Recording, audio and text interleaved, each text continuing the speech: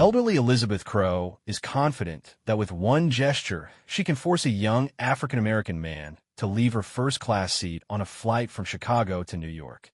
But when he calmly pulls out his FBI badge, her world comes crashing down. Racism, privilege, and justice collide in the sky. Could she escape the shame when the video of the incident goes viral? Elizabeth Crowe strode through Chicago's O'Hare International Airport with the confidence of a woman who'd walked this path 100 times before. At 68, she carried herself like royalty. Silver hair swept into a flawless updo, a Gucci handbag dangling from her wrist, and the faint scent of Chanel No. 5 trailing in her wake.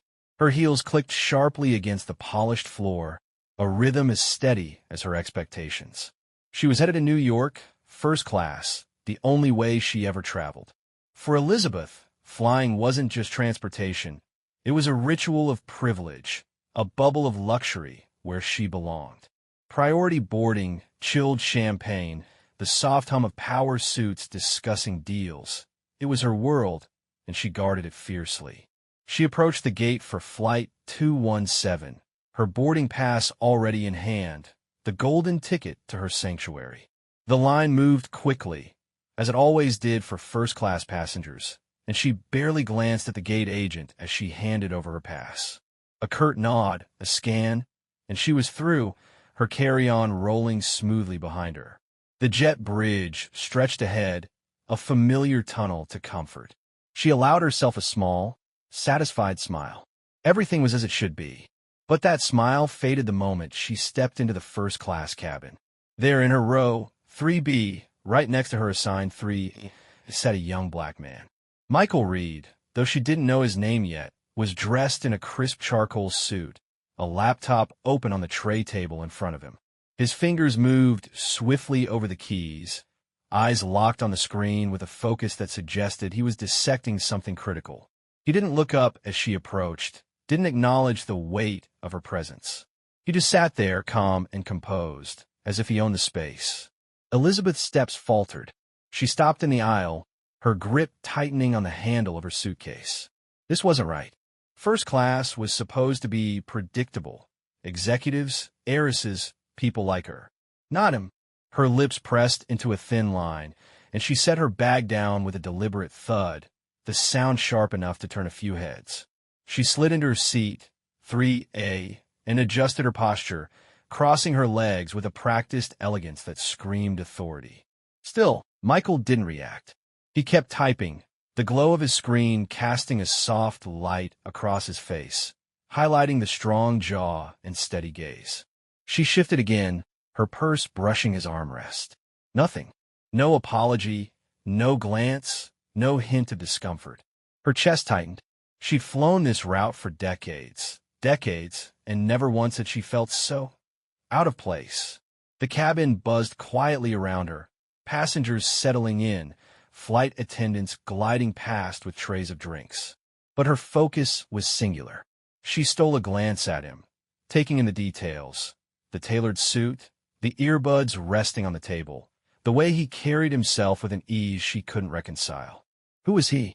And why was he here? Elizabeth exhaled sharply through her nose, her fingers tapping against her knee. She wasn't the type to let things slide. Not in her world.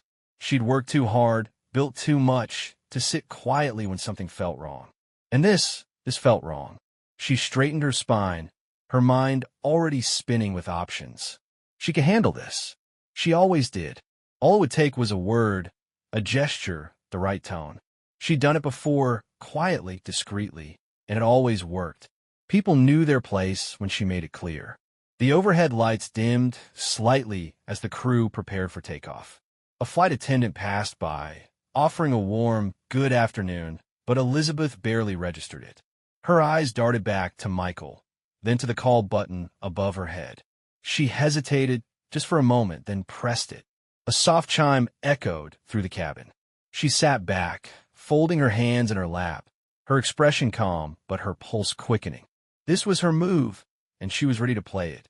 The chime from Elizabeth Crowe's call button lingered in the air, sharp and deliberate, cutting through the hum of the first-class cabin.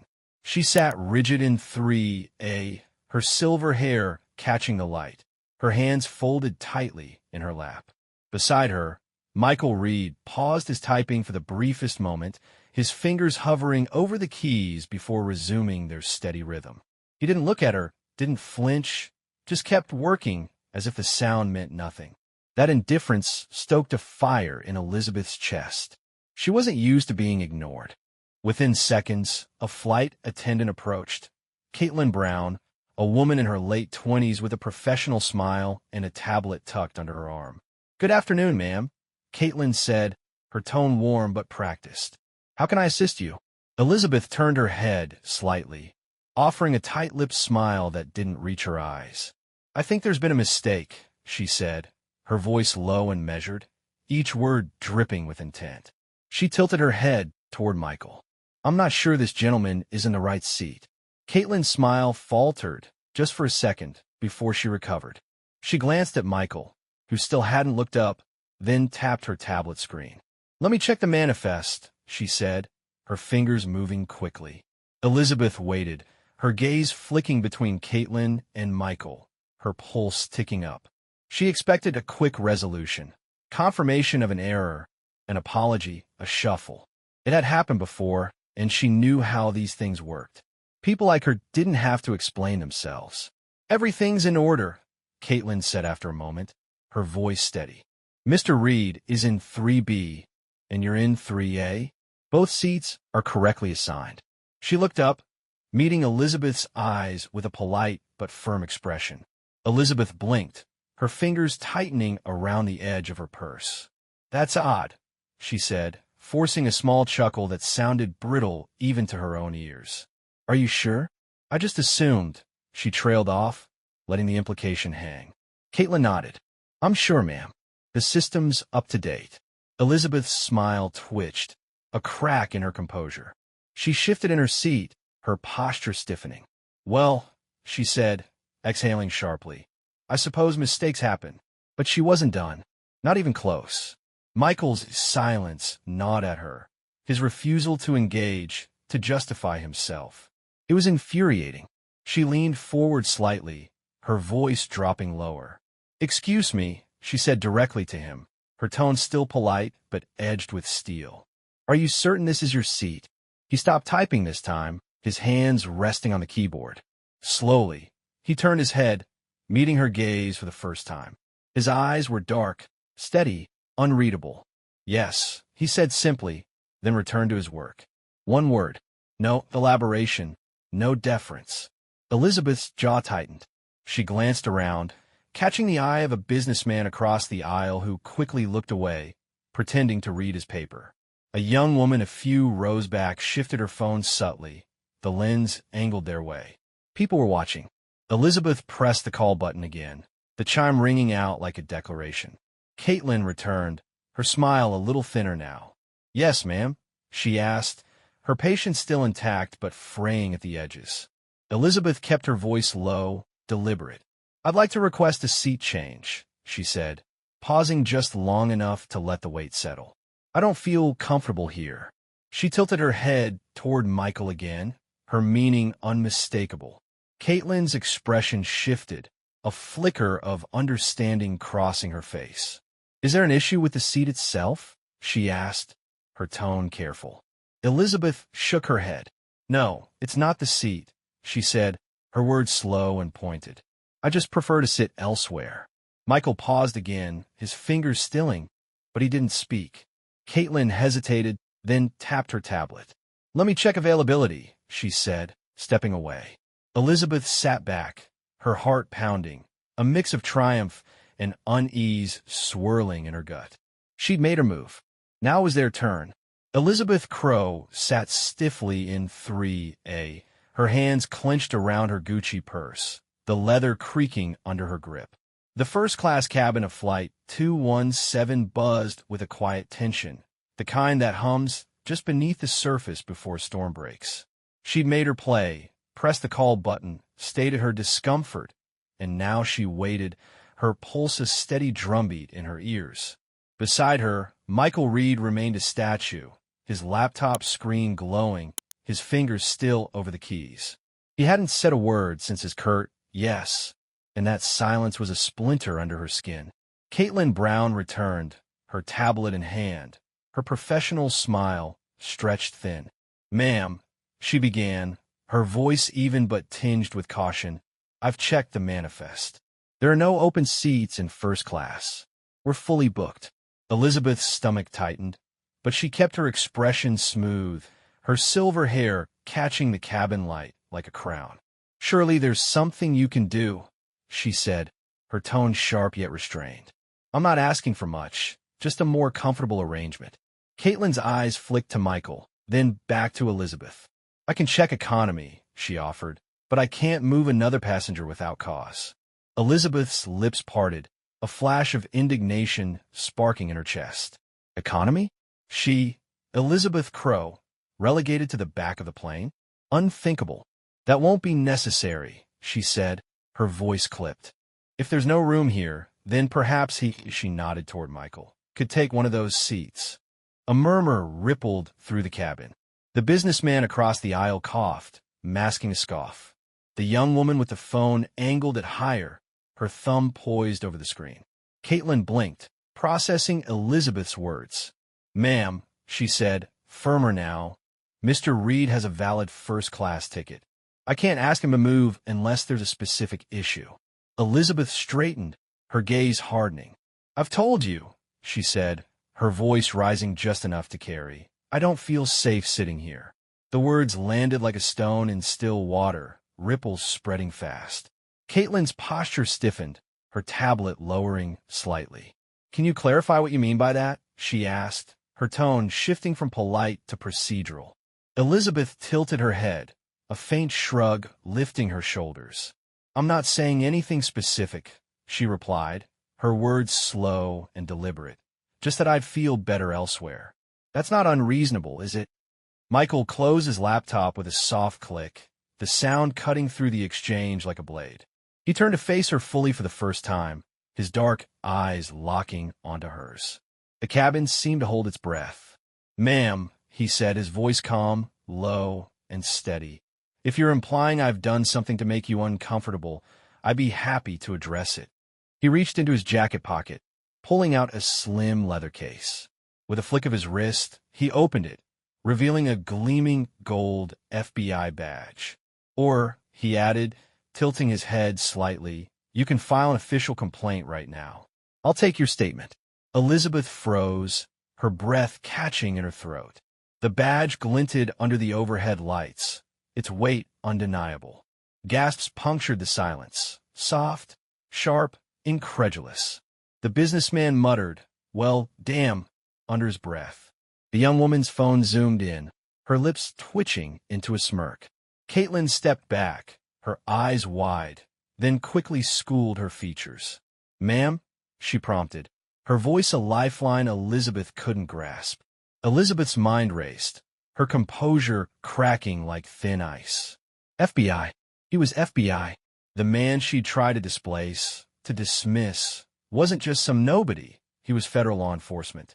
Her hands trembled in her lap, her carefully crafted narrative crumbling. I don't," she stammered, her voice barely a whisper. Michael didn't blink, didn't smirk, didn't gloat. He just waited, the badge still in hand, his presence a quiet, unshakable force. And for the first time in decades, Elizabeth Crowe felt the ground shift beneath her. The cabin of Flight 217 felt like a pressure cooker as it taxied toward the gate at JFK, the engines hum a dull roar against the silence that had settled after Michael Reid's reveal. Elizabeth Crowe sat motionless in 3A, her hands clenched around her purse, the leather creased from her grip. The FBI badge was gone, tucked back into Michael's jacket with the same calm precision he'd shown all along, but its shadow lingered, heavy and unyielding. He'd reopened his laptop, his fingers tapping steadily, as if nothing had happened. For him, maybe it hadn't. For Elizabeth, everything had. She stared straight ahead, her silver hair still perfect, her posture rigid, but inside, her mind was a storm. The whispers around her had faded, replaced by furtive glances and the occasional rustle of movement. The young woman 3 rows back had stopped filming, but her thumbs flew over her phone screen, a faint smirk tugging at her lips. The businessman across the aisle flipped through his newspaper with exaggerated focus, though his eyes darted toward Elizabeth every few seconds. She could feel it, the shift, the judgment, the tide turning against her. The seatbelt sign chimed off, and passengers began to stir, but Elizabeth didn't move. Not yet. She needed a plan, a way to claw back control. Her phone buzzed in her bag. Once, twice, 3 times, but she ignored it, her heart thudding too loud to think. When the doors opened, she stood abruptly, smoothing her jacket with trembling hands, and grabbed her carry-on. She needed out of this plane, this moment, this nightmare. She strode down the aisle, chin high, ignoring the stares that followed her like spotlights. But the terminal was no escape. As she emerged from the jet bridge, her breath caught. Near the gate, a small cluster of reporters waited. Not a mob, not yet, but enough to make her stomach lurch. A woman in a sharp blazer held a microphone, her voice crisp as she spoke to a camera. A viral video from Flight 217 shows an unidentified woman attempting to have a fellow passenger, an FBI agent, removed from first class, citing discomfort. It's already hit 1 million views. Elizabeth's knees weakened. 1 million. She turned sharply, her heels clicking as she veered toward the exit, but a voice cut through the noise. "Mrs. Crowe, over here." She froze, her name a dagger in the air. How did they know? She didn't look back, just bolted, shoving past a family with a stroller, her pulse racing. Her phone buzzed again, relentless. She reached the curb, flagging a taxi with a shaky hand. "Go," she snapped as she slid inside, slamming the door. The driver raised an eyebrow, but pulled away, leaving the reporters behind. She pressed her temples, trying to steady her breathing. 1 million views. Her name. It was out there, spreading like wildfire. Her phone vibrated again. She yanked it from her bag, her hands cold as she swiped it open. Text flooded the screen. Her daughter. "Mom, what's this video?" A colleague. "Call me ASAP. A friend. Is this you?" Her chest tightened. She opened Twitter, her fingers trembling. Her name was trending.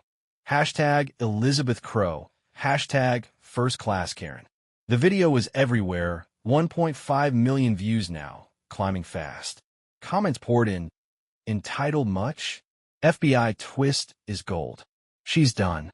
Her vision blurred, a sick heat rising in her throat. Then a call came through, an unknown number. She hesitated, then answered. "Mrs. Crowe," a man's voice said, clipped and cold. "This is David Hart, chair of Bright Futures. We've seen the video." Her mouth went dry. Bright Futures, the charity board she'd served on for years, her pride, her legacy. "David, I can explain," she started, but he cut her off. "We're asking you to step down. Effective immediately. The statement's out tomorrow." Click. The line went dead. Elizabeth stared at the phone, the world tilting. Her career, her reputation, gone in hours. And the plane hadn't even been a footnote for Michael Reid. Elizabeth Crowe sat alone in her Upper East Side apartment, the silence pressing against her like a weight. The taxi ride from JFK had blurred into a haze, the city lights streaking past as her world unraveled. Now, a week after Flight 217, she perched on the edge of her velvet sofa, staring out at the Manhattan skyline. Her silver hair, once a symbol of elegance, hung limp around her shoulders. Her phone lay face down on the coffee table, its relentless buzzing finally muted. She hadn't answered a call in days. Not from her daughter, not from the press, not from the few friends who'd bothered to reach out before fading away. The video had metastasized. Over 10 million views now, plastered across every platform, dissected on morning shows and late-night monologues. First Class Karen was her legacy, her name, her face, her voice, all reduced to a punchline. The Bright Futures Board had released their statement as promised, a terse paragraph condemning her actions and announcing her removal. Her inbox overflowed with hate mail, her social media a graveyard of deleted accounts. Even her doorman had looked at her differently this morning, his usual nod replaced by a curt glance. She tried to fight it at first. After that call from David Hart, she drafted a statement. Something about context, misunderstanding, a plea for fairness. But her daughter had called it tone-deaf, and her lawyer had advised silence. Let it blow over, he'd said. It hadn't. Refreshing Twitter that first night, she'd watched the numbers climb. 2 million, 5 million, 8. The comments were a torrent. Racist hag, karma's a queen, hope she enjoys obscurity. A news segment had dug up her past, charity galas, society photos, twisting her life into a caricature of privilege gone wrong. Elizabeth stood, her legs unsteady, and crossed to the window. Below, the city pulsed on, indifferent. She'd built her world on reputation, decades of careful curation, of knowing the right people, saying the right things. All it took was one flight, one moment to burn it down. She'd replayed it endlessly. The call button, the words, "I don't feel safe," the glint of Michael Reid's FBI badge. She hadn't meant it to go this far. She just wanted comfort, control. But intent didn't matter. The truth did. Meanwhile, Michael Reid sat in a nondescript office in Lower Manhattan, a file open on his desk. The incident on Flight 217 was a blip, a story he'd recounted once to his supervisor with a shrug before moving on. He'd received a commendation, not for the badge reveal, that was just theater, but for his restraint. Colleagues had slapped his back. Strangers online had dubbed him a hero, but he didn't care for the spotlight. He was back to work, chasing leads, the same quiet focus he'd carried onto that plane. For him, it was Tuesday. For Elizabeth, it was the end. Back in her apartment, Elizabeth's gaze fell to a photo on the mantel, her with the bright futures board, smiling, proud. She turned it face down, a bitter laugh escaping her lips. Justice had come, not with fists or shouts, but with a camera lens and a badge. The world had seen her, judged her, and moved on. She sank back onto the sofa, the skyline blurring through unshed tears. She'd lost everything, not because of Michael, not because of the video, but because of herself. Her prejudice had been the match. The internet had been the gasoline. Outside, the city hummed with stories of triumph and consequence. Michael's life went on, untouched, a testament to dignity under fire. Elizabeth's shrank to these four walls, a cautionary tale etched in pixels. The lesson was clear. Fairness wins, arrogance falls. And as the sun dipped below the horizon, she understood there was no coming back from this.